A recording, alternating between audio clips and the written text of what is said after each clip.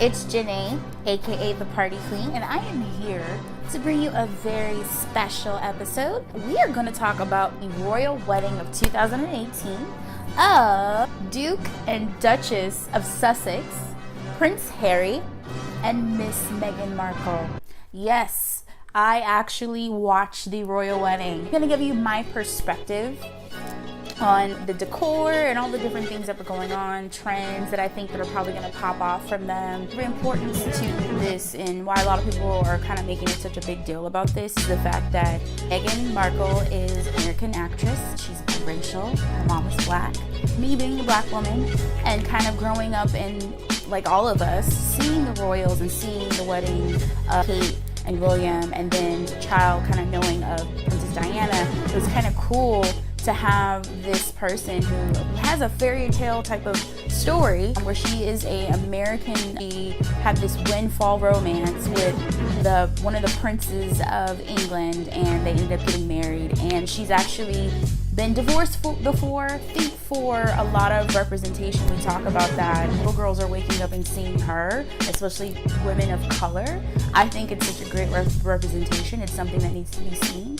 And as I kind of go a little bit further into the wedding, you'll see that she kind of planned it and kind of implemented some things within her culture, which I was really interested to see, and I've been super excited to see what she was going to do, implement her part of her culture alongside this big royal fancy stuffiness of a ceremony, how she was going to intermix her stuff. So we're going to go over like 8 different things that I kind of noticed just from my background being an event planner for over 6 years, and kind of give you some background also as well of what I was able to research and find. So let's dig into this. I'm super excited. Number 1, we're going to talk about all of the family drama leading up to this wedding. Meghan Markle, her parents have been divorced for many, many years.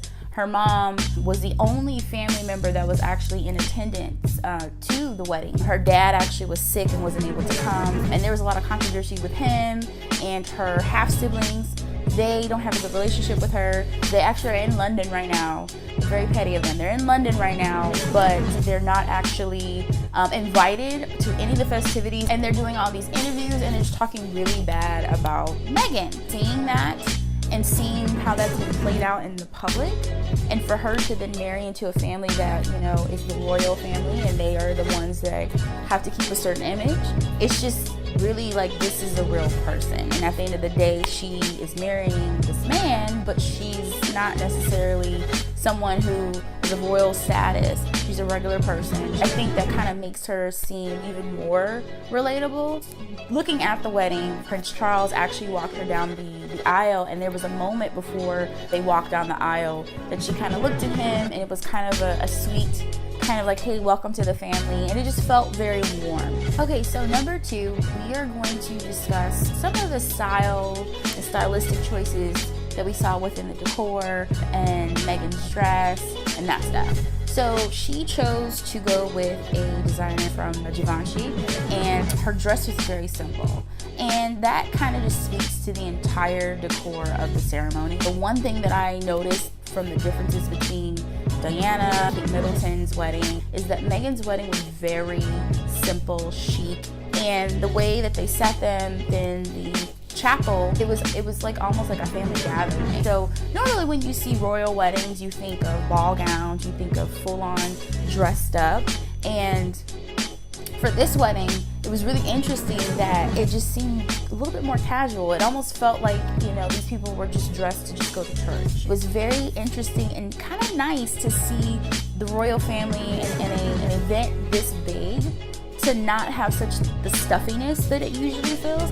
But the women were wearing hats. They had to have dresses that were about knee length. So it was said that some people didn't have that, but it was okay. With her dress, she chose to do something that was very modern-esque looking. She's a very chic person. Just looking at how she dresses and her everyday life, it wouldn't make sense for her not to go in that route. But she wore very light and very simple makeup. Her jewelry is very simple. I said, a breath of fresh air to kind of see that unstuffiness go away for something so big and so historical. Okay, so number 3, we are going to talk about Bishop Michael Curry. Now, if you don't know who I'm talking about, Google him. He actually is the first black presiding bishop of the Episcopal Church in the United States. So he's the top of the top of the top. First, I think most people are like, oh, he's just gonna read a poem or, say a couple things and maybe do a little Bible verse. That's what I was expecting, at least. No, this man came in. He had an iPad. He, first of all, didn't even have a Bible. He had an iPad, and he was quoting Bible scriptures, and I'm like, okay, this is okay, cute, okay, whatever. Then he quotes Martin Luther King, and I'm just like, oh, whoa, okay. We're throwing in some stuff, some references from America, and then he just starts going in, and I kid you not, this man was preaching. Full-on preaching. I'm pretty sure I have never had that ever at a royal event, let alone a wedding. And his message was just about the power of love, and just that love can cure all things and can help with all things. He mentioned poverty. He also referenced slaves in the South singing Bombs of Gilead to kind of signify the love and to help them get through their struggles. And me along probably with a lot of other people, a lot of other black people. Let me just say this. I actually am a PK. I am a preacher's kid. My father's a minister, so I grew up in the church. You're there all day and you're about speaking tongues, things like that. And I almost felt like low key that he was gonna give me a shambada. I really it was like that. It was getting there.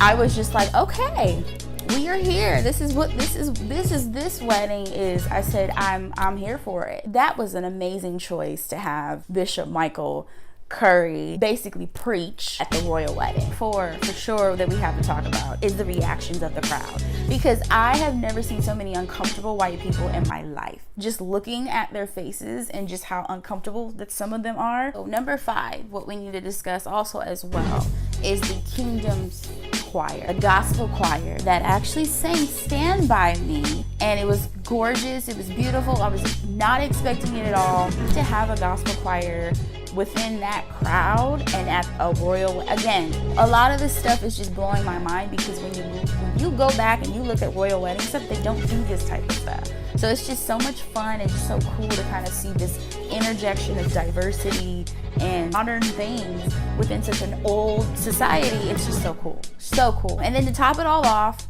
after they sang Stand By Me at the very end, when Meghan and Harry kind of were walking out, we're going to do their walking down the steps, they sang This Little Light of Mine. And they had everybody in the church clapping. Amazing voices. They did a really, really great job.